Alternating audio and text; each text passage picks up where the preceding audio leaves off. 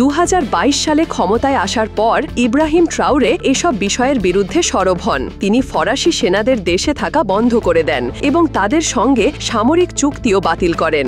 বিচার ব্যবস্থায় ঔপনিবেশিক যুগের চিহ্ন মুছে ফেলতে তিনি ব্রিটিশ ও ফরাসি শৈলীর বিচারকীয় উইগ নিষিদ্ধ করেন। যদিও বুর্কিনা ফাসোতে এটি প্রচলিত ছিল না, বরং এটি বেশি দেখা যায় কেনিয়া, নাইজেরিয়ার মতো দেশে। তবে তার পরিবর্তন কেবল প্রতীকী ছিল না। তিনি বিদেশি কোম্পানিগুলোর সঙ্গে অবকাঠামো নির্মাণ চুক্তি বাতিল করেন এবং তার পরিবর্তে স্থানীয় জনবলকে প্রশিক্ষণ দিয়ে কাজে লাগানোর উদ্যোগ নেন। প্রায় 1000টি রোড বিল্ডিং যন্ত্র কেনা হয়। কৃষি, খাদ্য প্রক্রিয়াকরণ এবং বিদ্যুৎ খাতে স্বনির্ভরতা অর্জনের জন্য তিনি নীতিমালা গ্রহণ করেন, যেন দেশটি বিদেশি জ্বালানি সরবরাহের ওপর নির্ভরশীল না থাকে। আর সবচেয়ে গুরুত্বপূর্ণ সিদ্ধান্তের একটি ছিল দেশের প্রধান সোনার খনিগুলো বিদেশিদের কাছ থেকে কিনে ফেরত আনা।